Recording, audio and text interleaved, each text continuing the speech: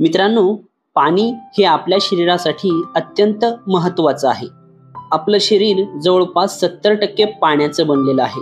पाण्याशिवाय आपलं शरीर व्यवस्थित काम करू शकत नाही. असं असूनही पाणी कसं प्यावं, त्याची योग्य पद्धत काय आहे हे खूप कमी लोकांना माहीत आहे. बऱ्याचदा अनेक माणसं उभ्याने, घटाघटा आणि जलद गतीने पाणी पित असतात. अयोग्य पद्धतीने पाणी पिण्याच्या एकाच सवयीमुळे माणसाला कितीतरी प्रकारच्या शारीरिक व्याधींना सामोरे जावे लागते.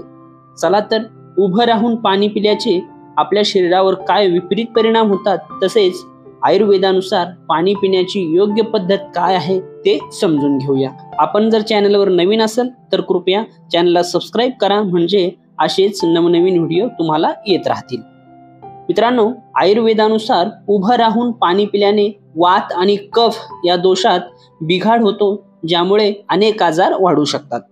आयुर्वेदात असं म्हटलं आहे की उभं राहून किंवा झोपून कधीही पाणी पिऊ नये. त्याचा पचनसंस्थेवर वाईट परिणाम होतो आणि त्यामुळे पोटाच्या, किडनीच्या, हाडांच्या आणि हृदयाच्या देखील समस्या वाढू शकतात. जेव्हा तुम्ही उभे राहून पाणी पिता तेव्हा पाणी शरीराच्या खालच्या भागात लवकर पोहोचते आणि पचनक्रिया बिघडू लागते. त्यामुळे हवा आणि पाणी एकत्र मिसळून गॅस आणि अपचन होऊ शकतं. पोटात हवा आणि पाणी मिसळल्याने अन्न नीट पचत तर नाहीच, शिवाय अन्नातील पोषण तत्वे शरीरात व्यवस्थित शोषली जात नाहीत. उभं राहून पाणी पिल्याने पाणी थेट रक्तात मिसळतं, ज्यामुळे रक्ताचा दाब वाढू शकतो आणि हृदयावर ताण येऊ शकतो. उभं राहून पाणी पिण्याने स्नायूंना ताण येऊ शकतो, त्यामुळे पाठदुखी आणि कंबरदुखी यासारख्या समस्या उद्भवू शकतात.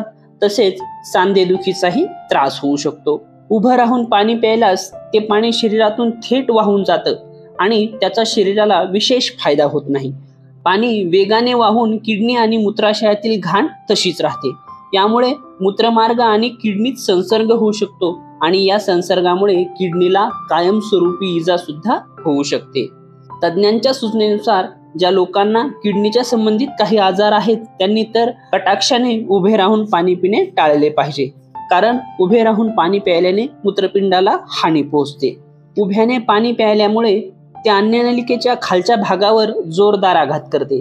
त्यामुळे पोट आणि अन्ननलिकेला जोडणाऱ्या स्नायूवर दबाव पडतो आणि त्याला इजा पोहोचण्याचा धोका असतो. तसेच पाणी पोटात वेगाने येत असल्यामुळे पोटातल्या जे ऍसिडची हालचाल आहे ती जास्त वेगाने होते आणि त्यामुळे ऍसिडिटीचा आणि जळजळीचा त्रास होतो. यानंतर आयुर्वेदानुसार पाणी नेमकं कशा पद्धतीने प्यावं ते आपण समजून घेऊ.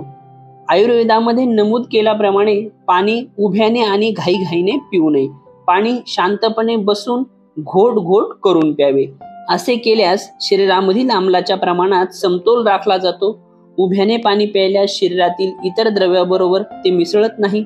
याउलट बसून पाणी प्यायल्यास ते योग्य प्रमाणात शरीरातील आम्ल पदार्थाबरोबर मिसळून त्या पदार्थाचे शरीरातील समतोल राखण्यास मदत करते.